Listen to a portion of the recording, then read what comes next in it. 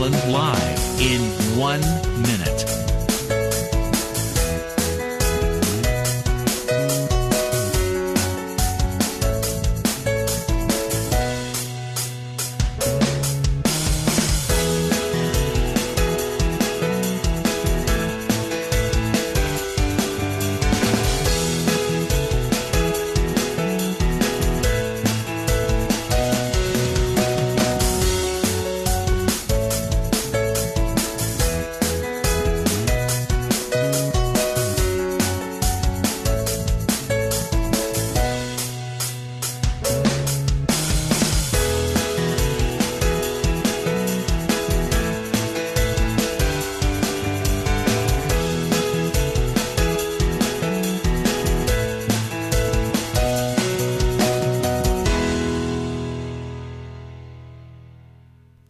Welcome to Lynn Cullen Live at pghcitypaper.com. Email your questions and comments to Lynn at pghcitypaper.com.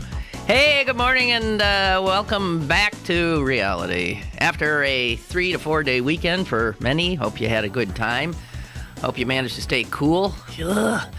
And, hey, the Pirates are at 500. They've crawled back up 4 in a row. Swept the Cubs, beat the Reds. And you know who wants to thank us for beating the Reds? The St. Louis Cardinals, who are in second place. Half a game out because them Reds are in first. And I know St. Louis wants us to beat them again today. Speaking of St. Louis, my sister Susan is joining us from there. Hi, Suze. Hi. Hi. It's so exciting. I know. Stop. We're terrible. We don't even deserve to be in. Oh, don't say terrible when we're still beneath you, because us, we're all a quiver because for the moment, for the last 20, not even quite 24 hours, we've been at 500. Yay! You know, it's all relative, Susan. You guys have been spoiled there. Not with your football team, but with your other teams. No, we don't take our baseball team for granted. We appreciate them. Meanwhile, Pujols is doing really well over in wherever the hell he is. Well, of course he is. Yeah, I know. So, enough baseball. He's got more than a few good years left in him. Yeah. I just don't think he had like 10 good years left in him. Is that what he gave? They gave him a 10-year contract. No, they'll be wheeling him out, and he'll be on a walker. Right. Well, So, yeah, I have little tidbits here to start us off before we get into anything heavy to talk about. Here's a tidbit. Every Sunday in the local paper, they have this thing where they feature a house for sale in the area. I always love that because you get to look, they give you pictures inside and, outside, and then they tell you what it's assessed at and, what it sells for. And often, because this is Pittsburgh, there are like these fantastic old, Queen Anne mansions and blah, blah, blah, and this and Tudors, and you're looking at them. You cannot believe how gorgeous this thing looks. And then it says asking price or $185,000 or something like that. You can't believe it. However, the one that was in this Sunday's paper is a lot more than that. This is a big, new, fancy schmancy, custom-made, in a, I don't know, looks like a gated community type of thing. I don't know. But there were two things that got me. Here's the first. The 4-bedroom home, which has 5 full baths and 3 half baths, is on the market for $1.1 million. Okay. I stopped dead in my tracks at that. Right. Why do you need more than one bathroom per person? Right. Normally, it would be an incredible luxury to have a full. Why would you have 5 full baths and 4 bedrooms? Because you want a full bath on the lower level where your No. staff might shower without invading your space. No, the master bedroom is on the first level, so they've got their full bath there. I can't imagine where the other full bath is, but It's down in the lowest level. I don't know. Or maybe the thinking is that in one of the rooms, other bedrooms, there might be more than one person sleeping, and God forbid they should share a bathroom. Meanwhile, though, as I said, they have 3 half baths. Altogether, there are 8 bathrooms in this house with 4 beds. This is why the nation is obese, because we can't even walk more than 3 steps to get to a toilet. I mean, if walking to the toilet is the only exercise that 90% of the public gets in the first place, well, no, that's not true. Walking to the toilet and the refrigerator. That's right. And, maybe or the fast food place. Yeah. But if that's it, then, they're too lazy to walk more than 2 steps to the bathroom. Maybe it's a family of bulimics. And so they need bathrooms all over the place to puke. I don't know. Okay, here's the other thing from this same house. But there's something so despicably decadent about it. I'm reading this and I cannot tell you. I'm ready to man the barricades when I read this. And of course, oh yes, one of those people who envies the rich. No, I don't. Technically, I'm rich. I know, and I got to be careful because technically I got 5 toilets. You do? Yeah. 1, 2, not full baths. I have 3 full baths and 2 half baths. I do. Yeah, but you got a lot more bedrooms than that. I do. Okay, so shut up. Okay, you got a big house. Okay, here, listen to... I bought an old monastery. What? Yeah, okay. Listen to some... I'm not going to give you the whole thing. I just want to describe their basement for you. This is where, there's a full bath down here for sure. Here it is. The huge finished basement features a plethora of sports memorabilia, an exercise room, a home theater, space for billiards and shuffleboard, and a stone fireplace. The bar, made of cherry wood with dark granite countertops, includes 2 built-in beverage coolers, a dishwasher, and a mounted Sanyo television. The theater room, which is well soundproof because it is beneath the master bedroom, offers a God knows what, HD projector and screen, custom level seating and lighting, and surround sound technology. And speaking of surround sound technology, the entire house is equipped with zoned surround sound and, of course, protected by a security system for the envious who might want some of this stuff. There is a 3-car garage and a single-car garage on the opposite side of the house. 2 furnaces, 2 air conditioning units. The property is assessed. Sit down. This is also on 3 acres. The property is assessed at $106,000. Hello, Susan. It's assessed? Well, but the asking price is $1.1 million. Yes, but it's assessed at 106. What does that mean? What kind of stupidity is that? Well, my guess is it's a typo. No, not around here. That's what the assessment. That's what your assessor put it at. So either you've got the most ridiculous, and I don't think so, low assessments, or somebody made a terrible error. No, that's the assessment for the land without the improvements. No, that's the assessment for the whole damn thing. The property assessment is. Well, where is it? It's in Westmoreland County, right across the border from our county, Allegheny. Well, wait a minute. The asking price is 1.1. Right? Yes. That's a typo. No way! Does anyone here want to back me up on this? Well, look it up. Susan, all you have to do is go to the county tax records. I'll do it right here. They have it. Okay, they have it here. I will double check. But There's the assessment. The way assessments work around here is insane.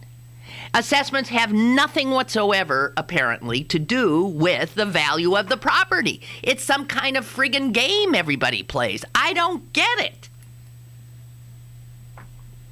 Well, if somebody's playing that game and and your tax assessor is alive and they see the picture and they read the assessment, or if he doesn't have someone that's routinely looking at the real estate ads to catch errors, I mean, why wouldn't your school district people have someone on Well, see, staff doing it? here's my guess. What they do is, for some reason, assess really low, but then maybe the communities have, a high millage rate that reflects more. The assessment has to, if it is correct, reflect the local assessment rules. But the only thing that I can think of is that was the assessment they built the house. It hasn't been reassessed, and the reassessment will be set upon the sale. This is a relatively new house. How in the name of God would even the materials have come in at 100? Well, that's crazy. The land alone. The 5 full bathrooms alone. Yeah, no, that's not to mention the 3-car error. garage, the surround sound, the billiards, the bowling alley, the Olympic-sized pool. You should see the cabana. You can't imagine this place. 2.3 acre lot. I'm telling you, Suze, it's okay. I'll look it up further after the program to see. Listen, if you ask anyone around here about assessments, they'll tell you we have been fighting about how assessments are done here ever since I've been in town. They've never made any sense. Never. And we always do these reassessments, and they come out with the reassessments, and everybody starts hooting and hollering because they still don't make any sense. My house was incredibly underassessed for the first... I actually was offended when I got my reassessment. I said, how dare you? Are you suggesting that I paid more for this house than it's worth? No, that's just the way it is. Don't ask me. And then they assess poor neighborhoods. I mean, those poor people, their assessments are overvalued. And in all the wealthier neighborhoods, they're way undervalued. It is despicable what goes on. Despicable. There. I can't believe that it wouldn't behoove the school districts to pay attention to this. Well, here, I did look, and I mean, they're paying, I don't know if I have that. The tax on that supposedly $100,000 house, the property tax was, okay, they pay, it says here, the annual property tax, both to the county and to Murraysville, the city that they're in, the two of them together, plus the school district. So county, they pay 3 different, county, municipality, and school, they pay property taxes to. And all 3 combined, the property tax on this one house that's over $1 million for sale is $12,700. Yeah, which is getting when they say the assessments are $100,000. Maybe that's the actual taxes that they pay in total. No, I'm telling you, the total taxes are $12,000. They pay $9,000 to the school district. They pay $2,000 to the county and $1,000 to the municipality. Well, it's still low, but it's better. It's still low. Yeah.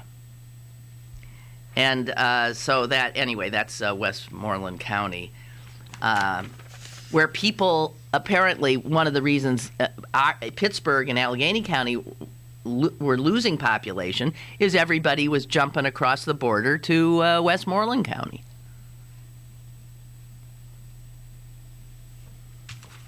Well, that's what's happening in St. Louis County, too, where I live. They're just going further and further out. Away to get, yeah, but and by the time they figure, I don't know, stupid. So have you heard about this 6-year-old girl? Yeah. There's a 6-year-old girl who's going to Remarkable. Yeah, thank you. Unbelievable. UNBELIEVABLE?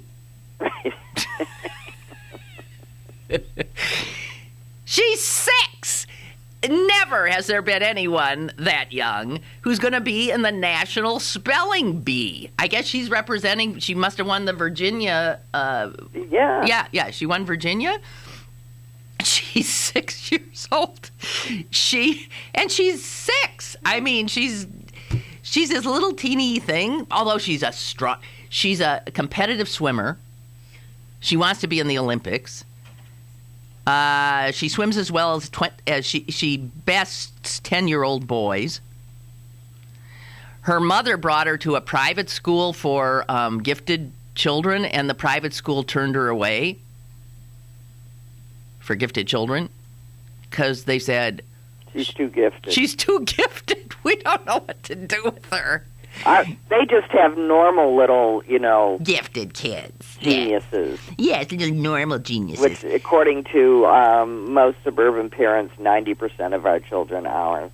Well, but anyway, go on. Oh, yeah, no, I know. Everybody's special. Everybody's a genius. Oh, all children are. Anyway, so they teach her at home. They don't know what to do with her. She wants to be an astrobiologist, which is a combination of her two favorite subjects, astronomy and biology. And she's cute as a button. Yeah, very normal. I mean, she's like the best advertisement for homeschooling I've ever seen. Yeah, but she's not normal. No, she's not normal, and her parents are going to have to work very hard at keeping, they're going to have to be hiring tutors right and left just to keep up with her. They can't. Poor thing. Well, she had to get her smarts from someplace. Her mom's a college professor. But whatever. I'm rooting for her. 6!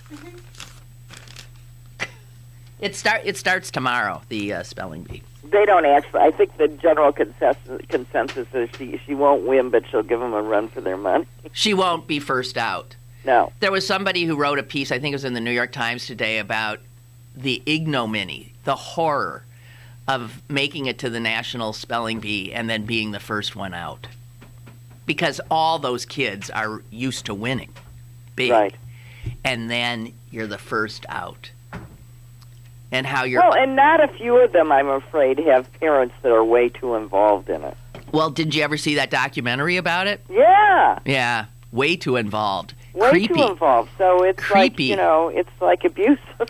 Yeah, and you can bet that this kid's parents aren't necessarily into that. I mean, they wouldn't know what to do with her in general. She's just natural. Right. Okay. No, they're just looking for enrichment for her. Yeah. And apparently she's very competitive, so she just wants to... Right. I mean, they're just doing that. They're doing the right thing. So, the most extraordinary story of the weekend, and I haven't seen anything more on this, was the naked man shot dead while chewing the face off of another man. Can you even believe that? No! I can't! And why won't they explain that a little bit more? Well, they think it's cocaine rage, which is why he was naked, because you get extremely hot, and they just think he was just totally drugged out. But what? They said he'd almost eaten half the face off this guy. Right. Eaten it. I mean, had him down. The poor guy's alive. He's ripping his face off with his teeth. Naked on a off ramp. Right underneath the Miami Herald newspaper offices. So when the cop comes on the scene and he says to the guy, back off, get away, police, back away. And he came up from his bloody meal of his, to growl at him like an animal and went back for another bite. Yeah, and the cocaine thing doesn't make sense because cocaine doesn't make you hungry. Susan. No, it doesn't. No. No. Unbelievable. So anyway, the guy whose face is half eaten off is, no one's identified him or that I'm aware of, and he's in critical condition, as one can imagine if your face was eaten off. Ugh. Unbelievable. You can't make that stuff up. Oh, where do we go from there? I don't know. Well, it was like that, every once in a while these stories happen. A couple of years ago was the poor guy that sat next to somebody on a bus in Canada and got beheaded for his trouble. I don't remember that one. Leaned over and beheaded him. Jeez. Jess, are you taking the bus to New York? Yeah. You shouldn't have said that. Jess, her face went white because she's on the bus to New York. It's okay. It was in Canada.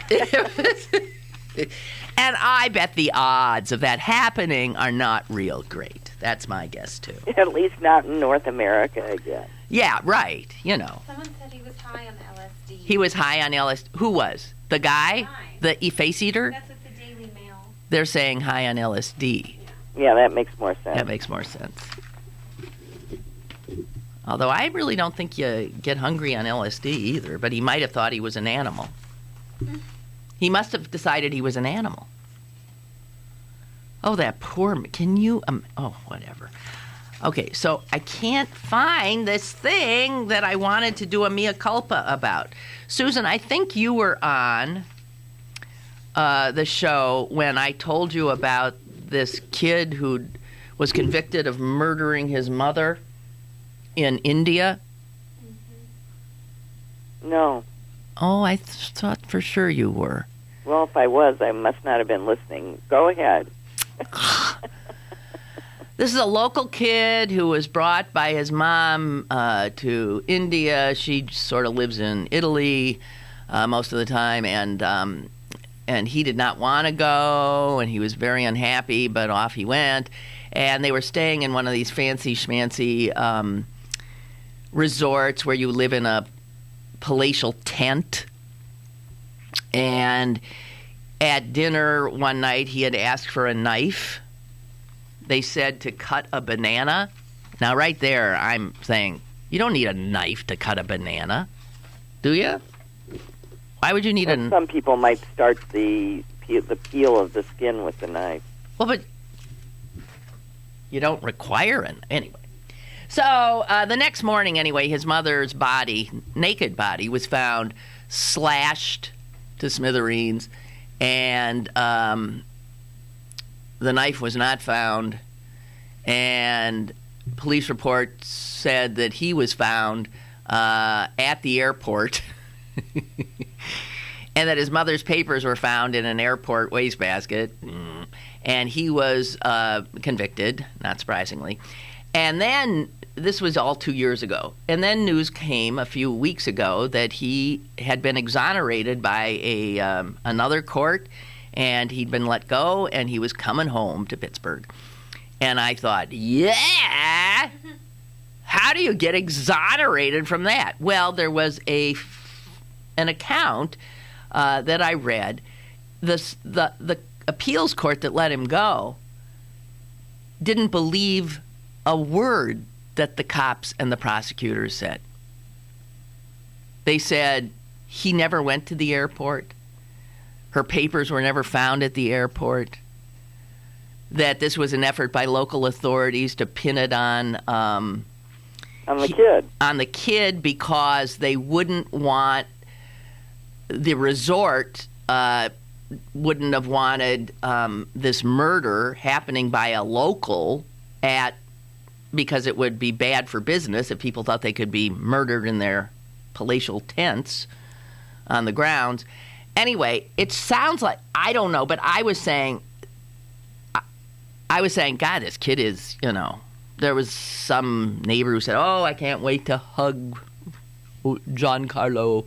And I was thinking, yeah, fine, you hug him and watch your back while you're doing it. But now I feel like, who the hell knows what the hell happened? It's not like anybody has any other ideas of what happened, but He was railroaded. maybe.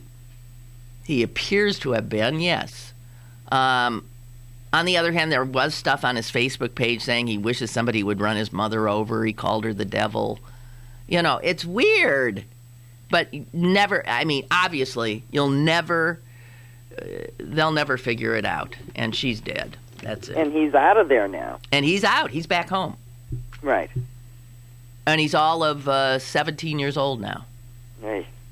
And the other part of the story, you know what he was sentenced to? Here's what you get if you are convicted of slashing your mother's throat because you're mad at her and you're a teenager. 3 years in a sort of juvenile facility, which means nicer.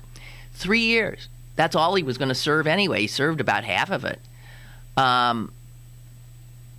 If a teenage kid knew they could kill a parent and only serve 3 years, wouldn't they kill a parent more often than not? Yeah, one might think. That's scary. I'm just saying that I don't think that that's a good deterrent kind of sentence. Myself, as a parent of a teenager, oh no, he's not. He just graduated into it 20, but still, yike. Not that I ever think he would have killed me, but I mean, you know, teenagers are known for not good judgment and anger and hormones and hating their parents on occasion, right? I would think. Okay, so now, after all that blood and guts, we've had a little bit of blood and guts, right? I'm going to take a break, and then I want to come back to more serious issues, if you don't mind. Okay. Okay. We'll take a break. Be right back. More is on the way with Lynn Cullen Live.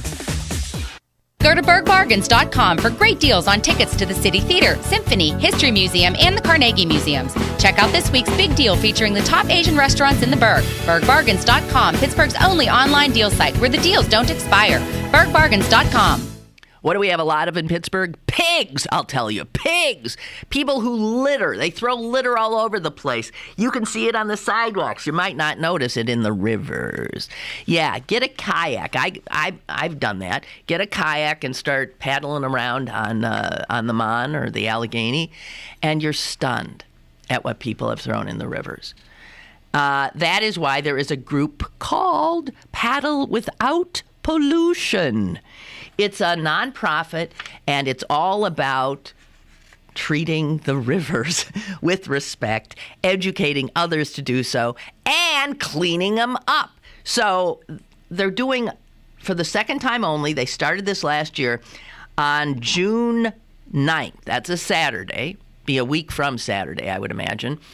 They are doing a cleanup where you come on down to the river and get yourself into a kayak or a canoe, I guess, and go up and down and pick up trash. They're going to do it on all three rivers and then meet at the point and have a party. Sounds great. Last year they did 73 large bags, but that was just not a lot of people taking part. This year they're hoping to have 100 canoes and kayaks on the rivers. So they need more volunteers. I'm going to give you a website, okay, to check it out and to register and get all the information.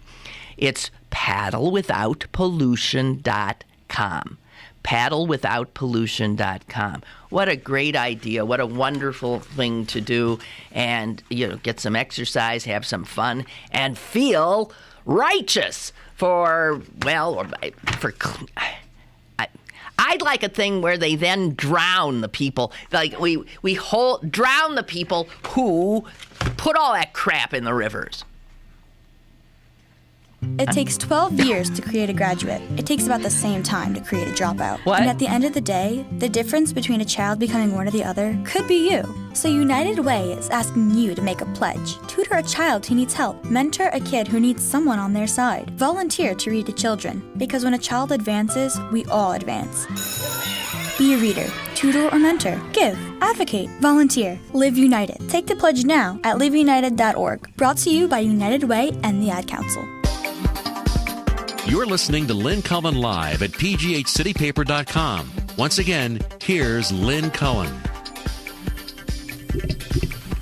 I'm sorry. I just want to say that paddle without pollution certainly would not agree with mine.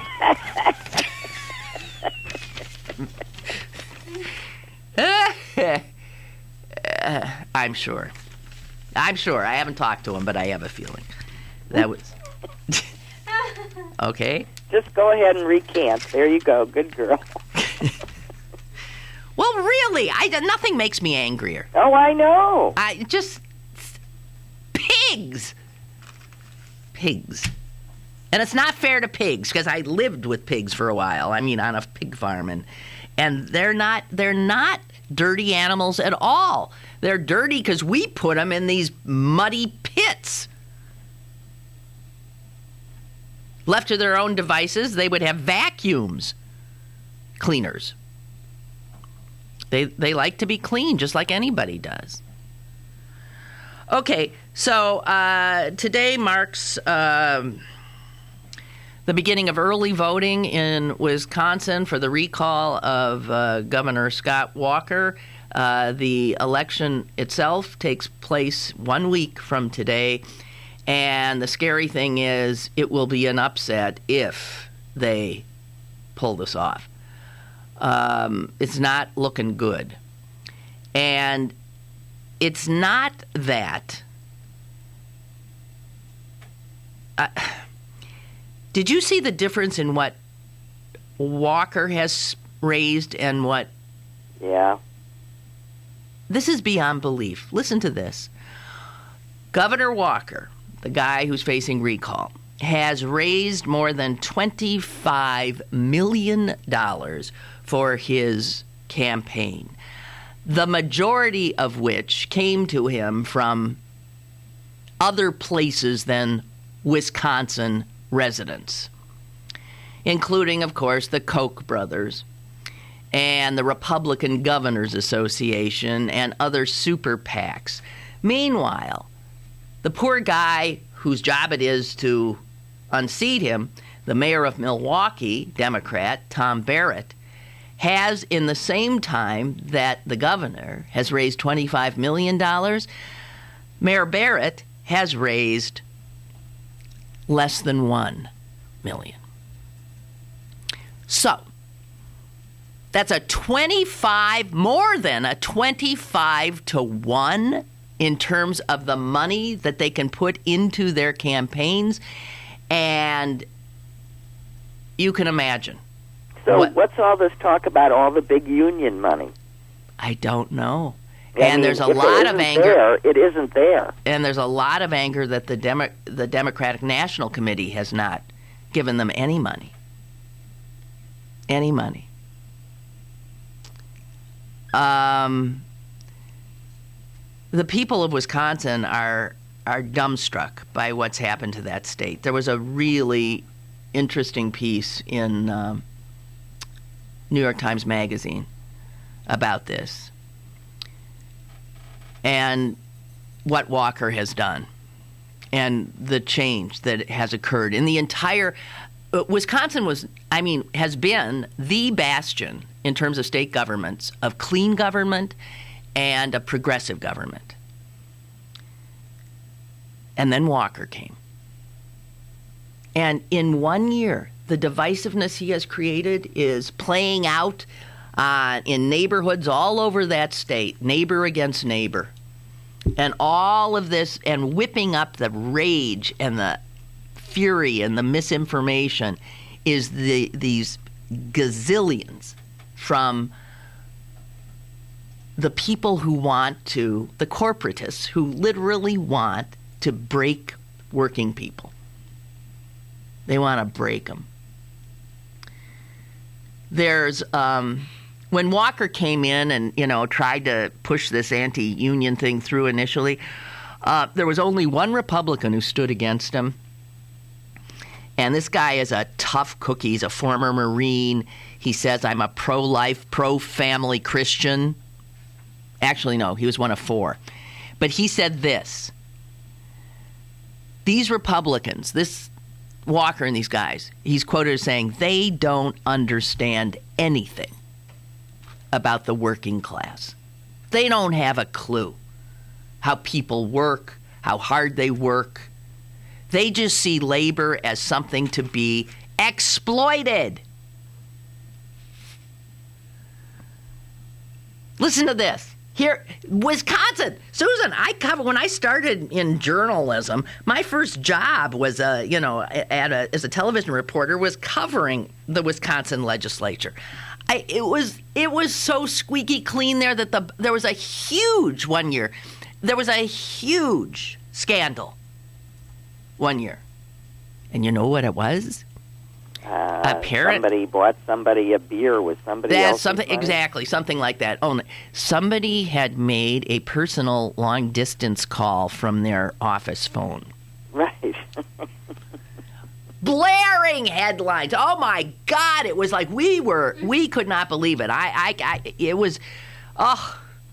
Now, since Governor Walker's come in, the Speaker of the State Assembly now carries a Glock semi-automatic handgun to work. He says he feels threatened.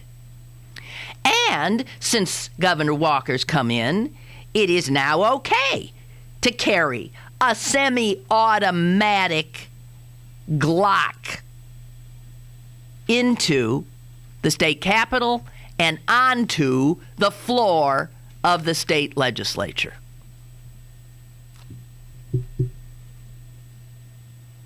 Susan. Yeah. Wisconsin has always been a gun nut state, but gun nut because it's a hunting state. Because they hunt. They hunt. And the NRA types there are hunters. This is this new breed of lunatic Republican. It's really... And they're fueled with this endless flood of millions and millions of dollars from these rich bastards.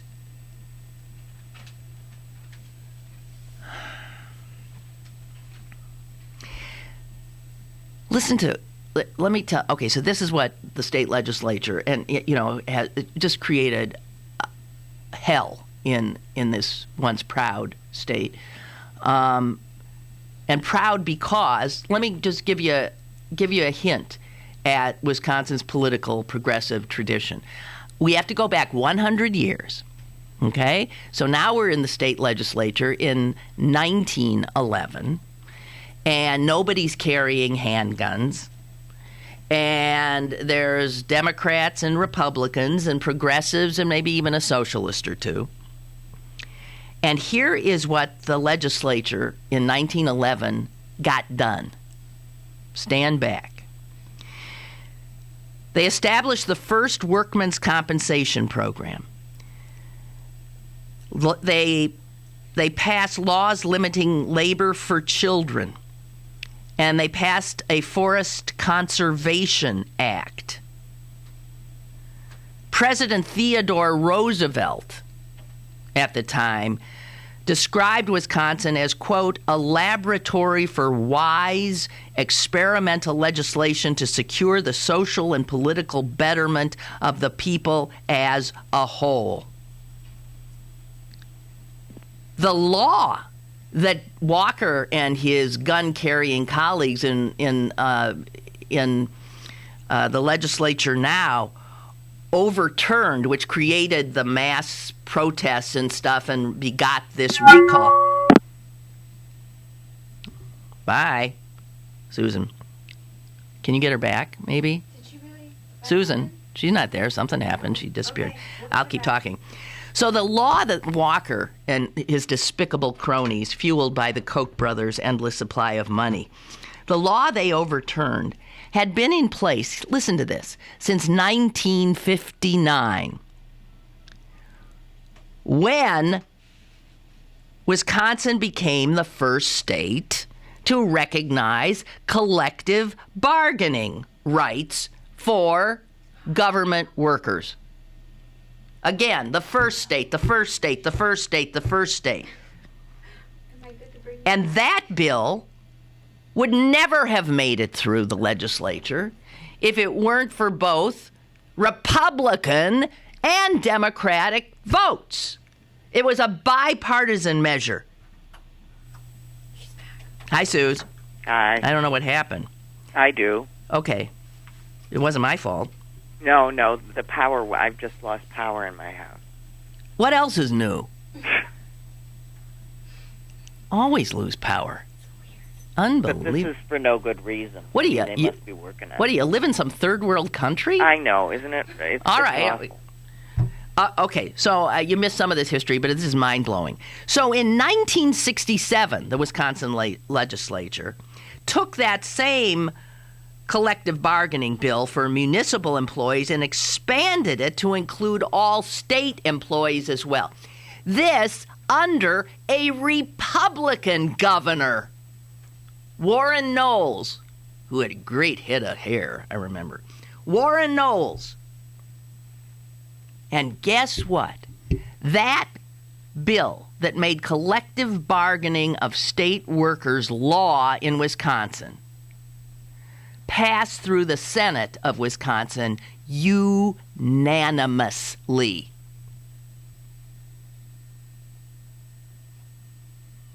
So, in this history, I've taken you from 1911 all the way up to 1967 now, and you're having what would be considered unbelievably liberal legislation coming out unanimously and bipartisanly and under Republican leadership as well as Democratic leadership.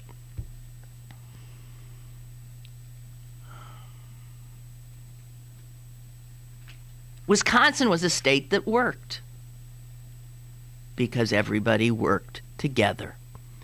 Enter Scott Walker and the current crop of what passes for Republican conservatism.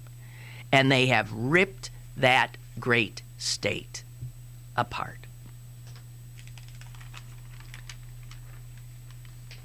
And I don't think they're going to pull him out. They're not going to get him out. And this will be trumpeted as some great loss for labor, as some great loss for Obama. It'll be, and in fact, it's a great loss for everybody if they don't get him out.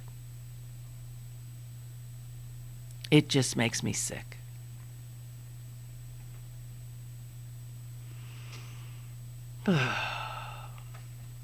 How far we have come. And how quickly. Like that. I used to be so proud of coming from that state. I still am. Because they've been railroaded and taken over by this insanity and money fueling the insanity. And the divide and conquer. Walker, it came right out of his mouth. We're going to use divide and conquer. That's what he first intended to do. He's going to split the unions. He was going to give, the police and fire a pass, and he was going to go after the public workers, who in my lifetime enjoyed incredible protection in Wisconsin by Republican administrations and Democratic administrations. Hailed by Republican president like Theodore Roosevelt. Oh, God. So a lot of this is also fueled by ALEC, that legislative, what do they call them? American Legislative Exchange Council, which is also fueled by corporate money, and they draft all these despicable bills. Right now, Susan, all this crap you've been telling us that's happening in your Republican-controlled Missouri legislature, I'm willing to bet that half of that legislation is written by this organization. Oh, ALEC. I'm sure. These guys are too stupid to write it themselves. Okay, well, we got folks carrying water for them here, too. And interestingly enough, in this New York Times piece, there was one Democrat who joined ALEC in Wisconsin so he could go to their meetings. Right. And their conferences. And here's what he reports. At an ALEC conference in New Orleans last summer, he says, I remember going to a workshop and hearing a little bit about a bill that they did in Florida and some other states to dismantle public education. Oh, yeah. How unsurprised are you?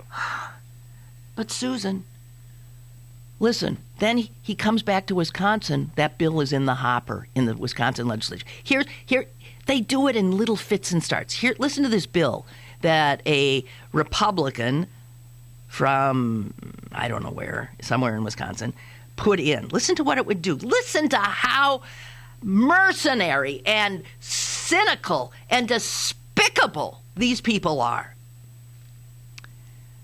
The bill, which is passed in a number of other states, by the way, would give $13,500 in taxpayer money to children with disabilities to attend private schools outside their districts or inside wherever they wanted. The scholarships, that sounds lovely. The scholarships would be available to no more than 5% of the state's disabled children. The money for the program, which would be as much as $80 million drained from public education, would benefit a handful of disabled kids while harming huge numbers of children in public schools. So he says this was one of the bills that ALEC was pushing. And here's what he said they told them.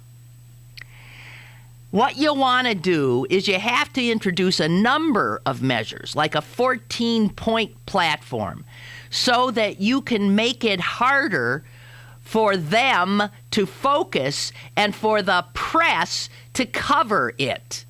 Media won't cover 14 different planks. So the idea is let them go freaking out about this bill or that bill, and meanwhile we'll pass 3, 4, 5, or 6 of them, all with the same intent to, and here's what he said, take apart public schools drip by drip.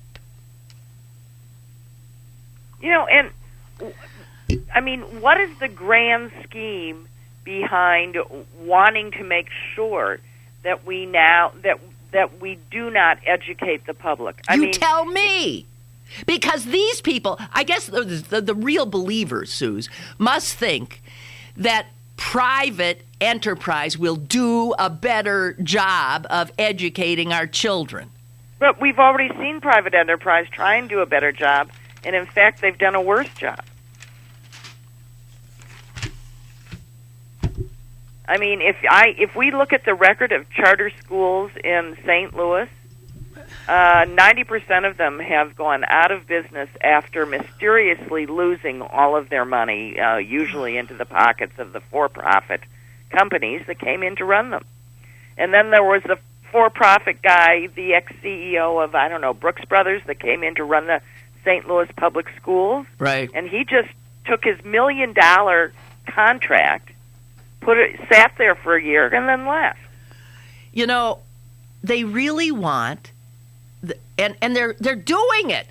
If they cripple public education enough, which is what these little bills are designed to do, the charter schools of this, just bleed them, bleed them, bleed them, and make sure that all that's left in the public schools are poor people, people who can't get out, people without resources, whatever, And then you'll point to these public schools and who have had to lay off hundreds of teachers, which is what's happening right here, right now. Lay off hundreds of teachers. Stop. Susan!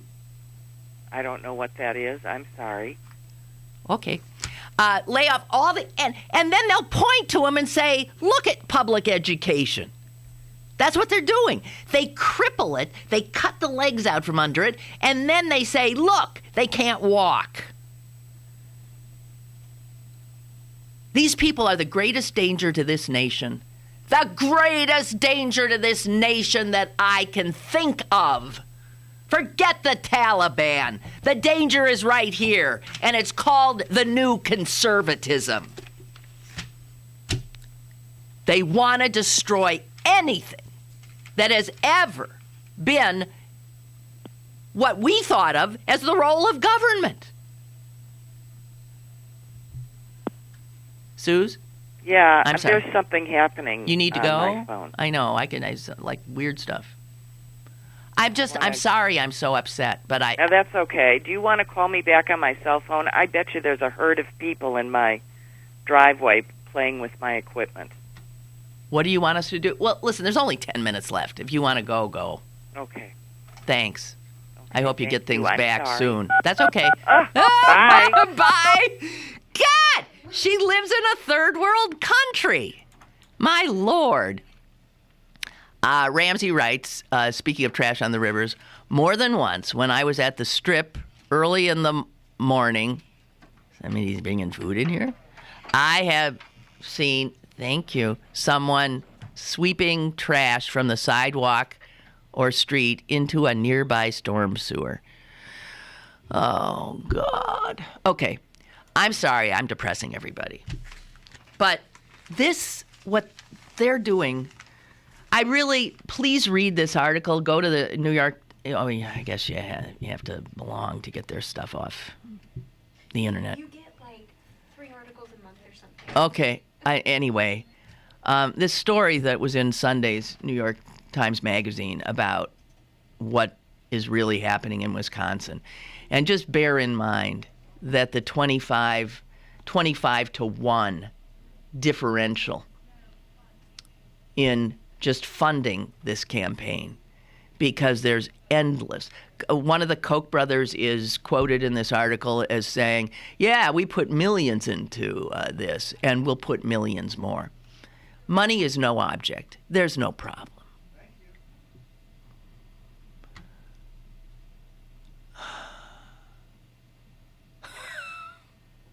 Jared writes, sure, let the mother-killing teenagers off and make sure you drown the litter bugs. What, you got a problem with that? I got to take a break. I got to take a break and a Prozac. In a minute, we'll be back. Stick around for more with Lynn Cullen Live after this. Get Lynn Cullen Live on your smartphone. Go to citypapermobile.com now for Pittsburgh City Paper's brand new mobile app. Get the latest restaurant reviews, event listings, movie times, and of course, Lynn Cullen Live on your smartphone.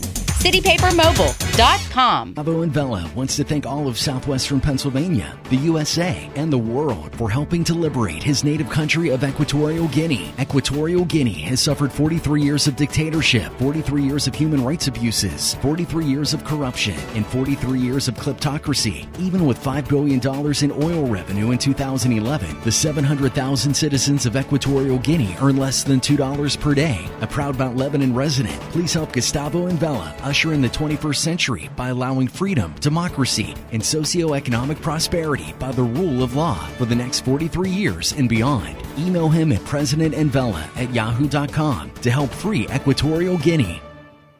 Pittsburgh City Paper's annual summer guide is available now. Pick up one today for Ben Folds, Michael Franti, The Whalers, and Dragon's Den, the new ride at Sandcastle. Pittsburgh City Paper, available at over 1,700 locations throughout western Pennsylvania and on the web at pghcitypaper.com and on your smartphone at citypapermobile.com. Now, it's back to Lynn Cullen Live at pghcitypaper.com. Thank you, Jared. Jared Day, the compiler of daily news nuggets, says he will post that New York Times piece that I was getting all that information from on tomorrow's blog, and therefore you can have immediate access to it. There won't be the paywall to bump into. Thank you. And again, to get to it, it's Daily News Nuggets, Daylee. If you Google that, you'll find it. Right? Mm-hmm. Daylee.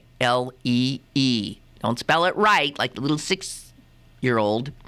Daylee, Daily News Nuggets.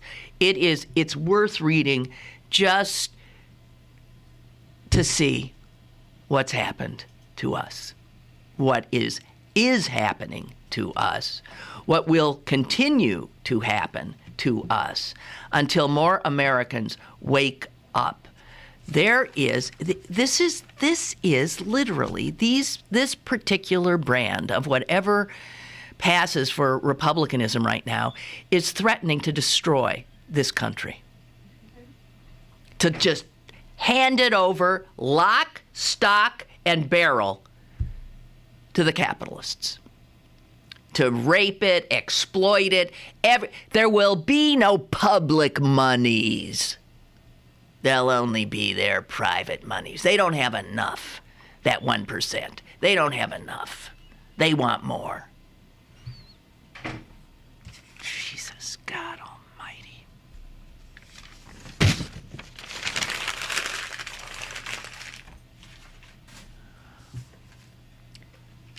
Oh, somebody sent us subs. Thank God it's not a whole sub. It's just I won't feel bad about eating that, right? From Jimmy John's, world's greatest gourmet sandwiches. Who says? I guess Jimmy John says. I wish I had something fun to tell you. Oh, here's something fun.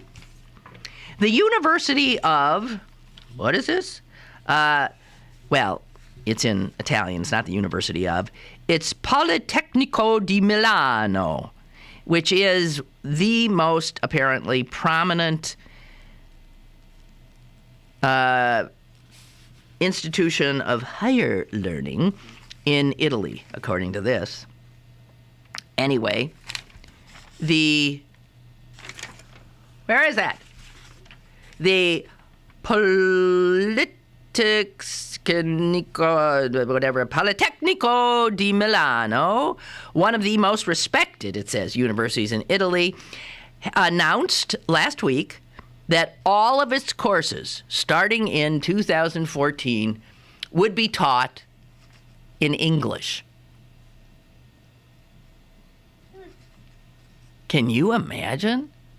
Can you imagine a university here say, as of 2014, everything will be taught in, I don't know, Spanish? No. Politecnico di Milano says every single class will be taught in English.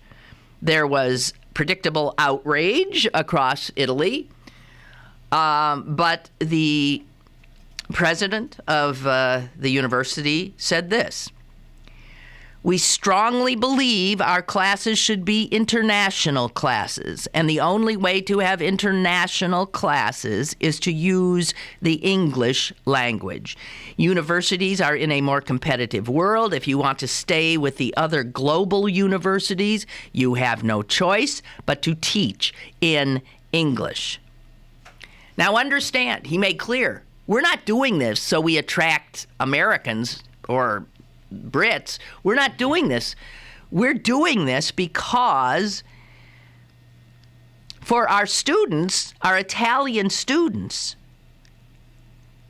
if they are going to make a living in the global economy, they must be fluent in English. That is the universal language. English 1. That's it. Used to be Latin, then for a long time it was French. It's us. And what's interesting, there are more people who speak natively Spanish and more people who speak natively Mandarin or various Chinese dialects, but they don't have the power, the might, the global reach that the English speakers have. So many other European universities have done the same, and so universities in Germany, universities in Scandinavia, many of them speak. Their classes are taught in English. I wondered, because my brother was often going over to Spain, going over to Slovenia, going to Denmark, going to Norway to lecture. And I thought, well, how the hell can they understand a word you're saying? You don't speak those languages. He said, no, they all speak English. And if you want to, and they said in a global economy, let's say you're a Peruvian and you're doing business with someone in China, the odds are the China person doesn't speak Spanish and the Spanish-speaking Peruvian doesn't speak Mandarin, but they both speak English. And so English is now the language. Says here, maybe you read this was in the Sunday local paper, no other language is threatened by this predominance of English. Italians are not going to stop speaking Italian to one another. And no force on earth could stop the Chinese or the Arabs from speaking their own language among themselves. But they're all going to speak English to foreigners. That's the global language. So the bad news there then is that we Americans will continue to be the only unilingual people in the world. Everyone else will know their native language and English, and maybe a million other languages. Only we get off. And we can say, aren't we lucky? But on the other hand, I suspect not, in a way. So travel the world, everybody speaking our lingo. Hey, thanks for listening to me lose it today. But we gotta... Sorry. And tomorrow, Chris Potter will join us. Sokolowski will be back on Thursday. And it's going to get cooler. Yes. So enjoy, and at you again tomorrow. Toodaloo.